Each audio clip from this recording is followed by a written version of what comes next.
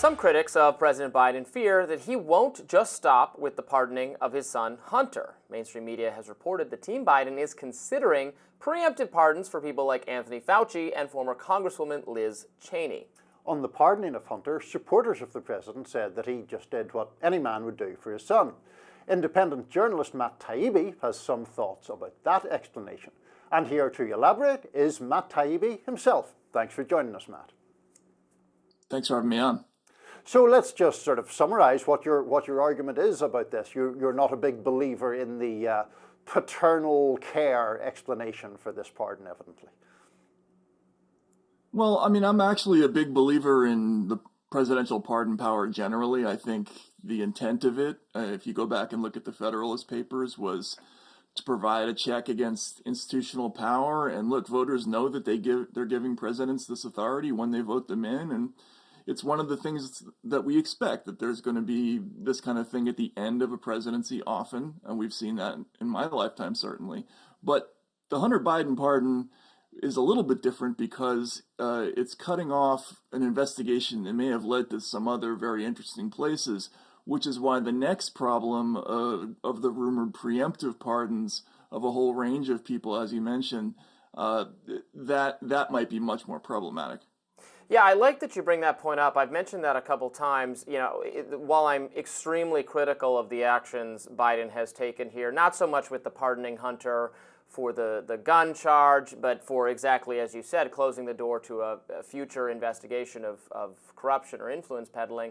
I still wouldn't want the power limited because, you know, I want people like Ross Ulbricht and a pardon for Julian Assange, freeing Ross Ulbricht, you know, political kind of people who've been mistreated, and if you subjected the pardon power to additional scrutiny or approval from, you know, more, I don't know, establishment members of elected office, there's no way that your Chelsea Mannings, your Edward Snowdens, they wouldn't even, I mean, right now it's already difficult. They wouldn't have a snowball's chance in hell of getting pardons if you had anybody else involved in the process. So while I don't like this, I wouldn't tweak the power for that reason.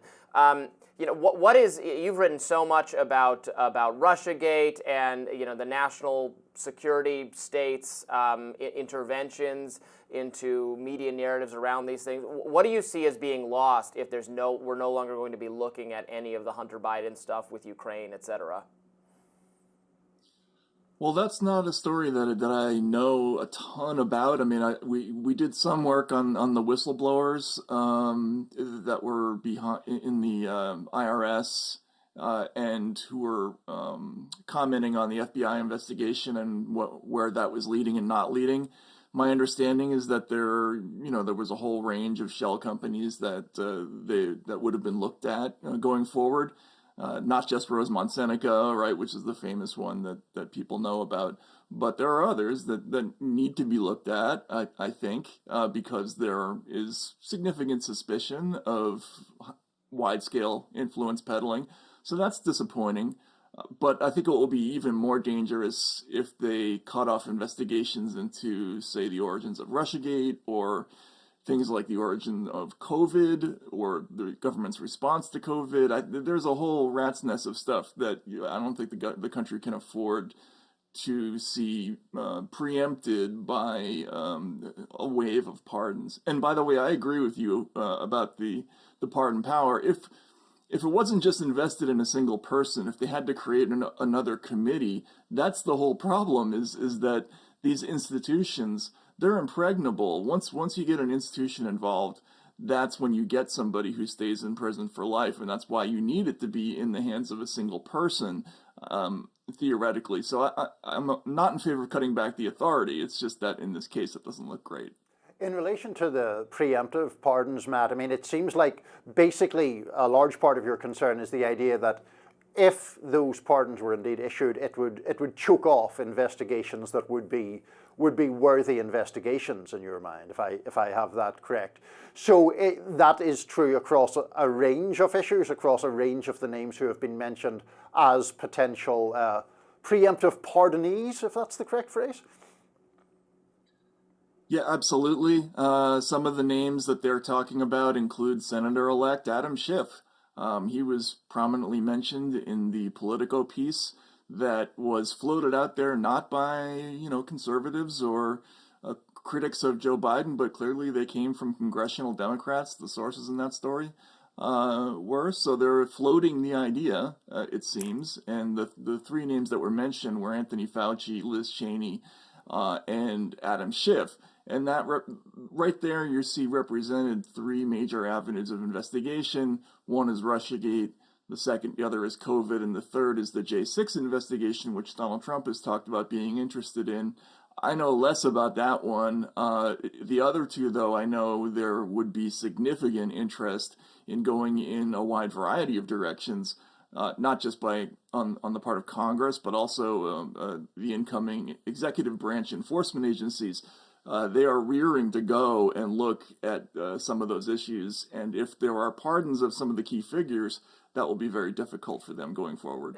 The mainstream media and Democrats and allies of President Biden are defending this by describing what President Trump might do when he gets into office, is settling scores with enemies. Kash Patel, who's nominee to head the FBI, has in the past said things about going after enemies in not just political figures but also in the media. I don't want to see that kind of thing happen. I don't want to see just score settling because you disagreed with President Trump or you criticized him. Certainly don't want to see the government going after the media. That's everything I'm against. At the same time, that I don't want to see. Bad, not legitimate. But investigating political figures who did, or government figures who did wrong or who misled the American people or were corrupt or that kind of thing. Well, yes, we want that investigated by our government. What is your level of hope that we're going to see from like a Kash Patel, the kinds of investigations or reforms that probably you and I would want to see rather than the ones that establishment figures fear we're going to get? Well, I understand that concern. Like you, I reflexively recoil when I hear anybody talking about going after the media because normally, I would say in 99.99% of cases, that's usually an illegitimate thing to be looking in the direction of.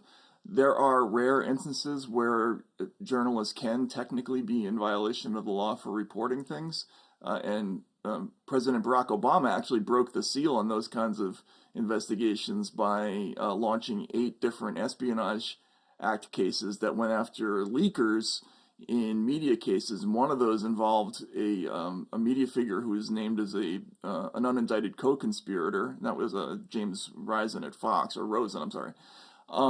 And I do worry about that, however. One thing I will say, though, is that Russiagate is an extremely unusual case where there's a lot of the stuff that took place could not have happened without the media.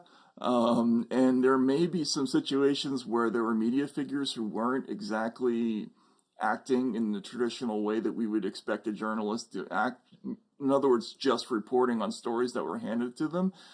Some of the things that Kash Patel was looking at, for instance, involved illegal leaks that were handed over to media figures that kept maybe an improper investigation alive going forward. Now, again, normally I think the journalist is innocent in that case. As long as they're just reporting on what happened, that's fine. But there may be some civil issues if they knowingly printed something they knew to be untrue.